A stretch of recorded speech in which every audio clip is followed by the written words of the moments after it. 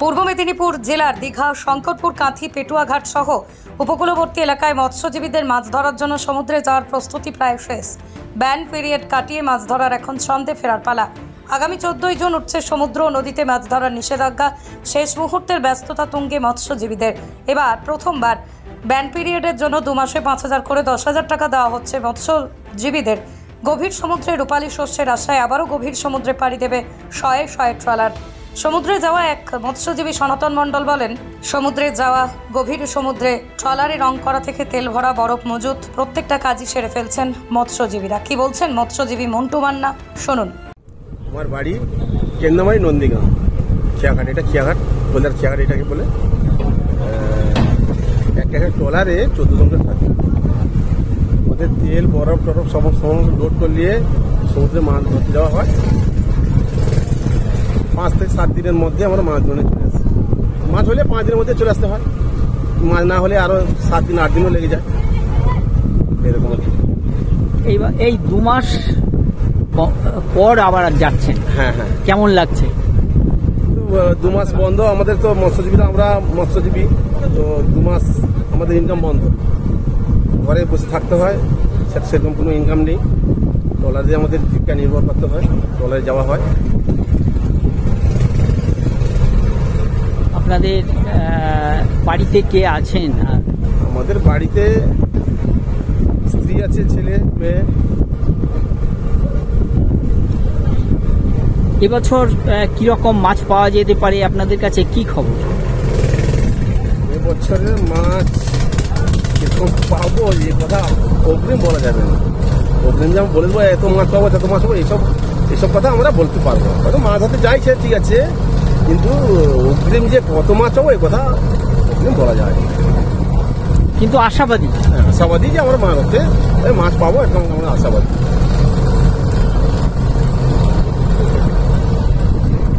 আপনার নাম? আমার নাম পিন্টু মান্না। বাড়ি কেন্দ্রমারি, থানা নন্দীগ্রাম।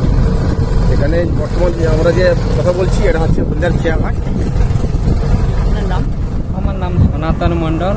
আমার বাড়ি নন্দীগ্রাম, ওই কেন্দ্রমারি, ফেরিঘাট আর খেয়াঘাট। আমরা ওই সমুদ্রেতে ট্রলার খাটতে যাই, ঠিক আছে। ট্রলার খাটতে যাই, আমরা খুব রিস্কের ব্যাপারে যাই, ঠিক আছে। ওই কষ্টে খুব মধ্যে যায় আমাদের। ওই ঢেউ, নদী, কত রকম ঢেউয়ের মধ্যে মারাপিট করতে হয়, ঠিক আছে। ঢেউ মানে আছাড় খেতে হয়, ভাততলা চলে যাচ্ছে, হ্যাঁ, কোথায় কে হেলে যাচ্ছে, এই সব হচ্ছে, কে পড়ে যাচ্ছে, কাকে তুল দিছি, এই সব হচ্ছে আর কি। এই নদীতে মারাপিট। এই যে 2 মাস বন্ধ ছিল মাছ ধরা, 2 মাস বন্ধ ছিল আমাদের, ওই কি করবো, ঘুরে ফিরে এই নাজাহাল, মানে কাজ করবো তো নেই। এই যে এখন যাচ্ছেন, কি প্রস্তুতি আপনারা নিয়েছেন? এই যে ট্রলারে প্রস্তুতি নিয়েছি যে সরকার যেন বেতনটা যেন কর্মচারীর যেন বাড়ায়। প্রস্তুতি নিয়েছি যে সরকারের যেন যে কর্মচারী যে কষ্টে যেভাবে যে আমাদের দিন কাটে, ট্রলারের মালিক তো টাকা দেবে না, আমাদের বেতন তো বাড়াবে না, সরকারকে দিতেও বাড়াতে হবে। সরকারকে যে বলবো যে যেন কর্মচারীদের যেন কিছু যেন মানে বেতনটা যেন বাড়ায়। 14-15 আছে, তাকে 1,000 থেকে 2,000 বাড়লে হয়তো আমরা খুশি থাকবো। নিয়ে যাবো ওই 6-7 দিন, যা কিছু আমাদের নেওয়ার, মানে ভালো মন্দ, খাবার দাবার সব কিছু নিয়ে যেতে হবে। প্রস্তুতি আমাদের ওই ট্রলারে যেরকম বরফ, যেরকম জল, খাবার সব কিছু A to Z সব কিছু নিয়ে যেতে হবে। নাহলে মাছ সমুদ্রের মধ্যে যদি কিছু হয়ে যায়, খাবার যদি শর্ট পড়ে যায়, তাহলে কারোর সঙ্গে পাবো, কারোর থেকে পাবো না। ওয়ারলেস করতে হবে, যদি ওয়ারলেস করে আবার ওয়ারলেসের মাধ্যমে যোগাযোগ করে আবার খাওয়া দাওয়ার ব্যবস্থা করতে হবে যদি শর্ট পড়ে যায়। মাছ নদীতে তো আর কেউ তোমাকে দিতে আসবে না, আবার তোমাকে হয় ফিরে আসতে হবে। এইরকম ব্যাপার আছে, নদীর ব্যাপার, তো সমুদ্রের ব্যাপার, মাঝ নদীর ব্যাপার, সেখানে কেউ নেই। ওই আমাদের ওই মৎস্যজীবী কার্ড লাগে ওই সমুদ্রেতে। তারপরে যা যাবতীয় ডকুমেন্টস সব কিছুই লাগে। তো সেখানে যদি ডকুমেন্ট না থাকে তাহলে সেখানে তোমাকে ধরে নিয়ে চলে যাবে, বা কোস্টগার্ড চলে যায়, কোস্টগার্ড তোমাকে ধরে নিয়ে চলে যাবে। এরকম ব্যাপার আছে। ওই জন্য সব রকম ডকুমেন্টস তোমার হাতে নিয়ে যেতে হবে তোমাকে। আর বাড়ির লোকজনের জন্য সবসময় বাড়ির লোকরা সবসময় তো এই বাড়িতে বসেই শুধু উপরওয়ালাকেই ডাকতেছে যেন সুন্দরভাবে ফিরে আসে বাড়িতে।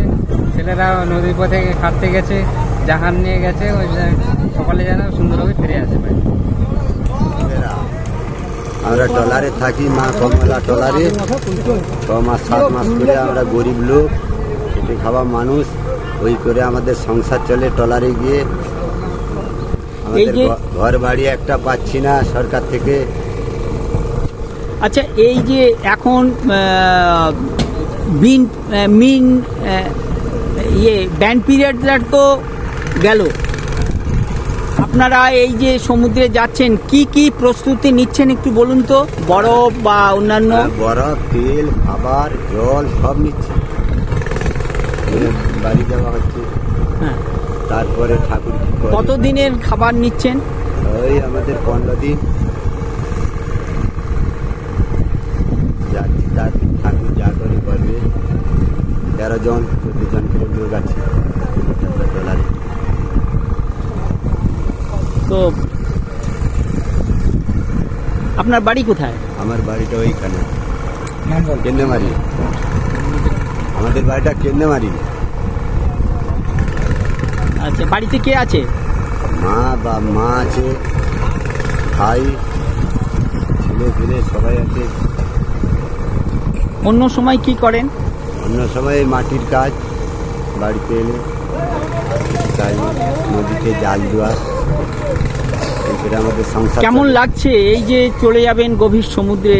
হ্যাঁ, 2 মাস তো কাজ বন্ধ ছিল, এইবার কেমন লাগছে বলুন? কেমন লাগবে, আমাদের খুব কষ্ট হয়েছে, সংসার চলে, কষ্ট যাই হোক আমাদের খাটতে হবে, খেতে হবে, খুব কষ্টে আমরা থাকি, ওই করে আমাদের সংসার চলে। কি নাম আপনার? রবিন বেরা, বাড়ি কেন্দ্রমারি। পূর্ব মেদিনীপুর থেকে মাখন মণ্ডলের রিপোর্ট, আর নিউজ বাংলা।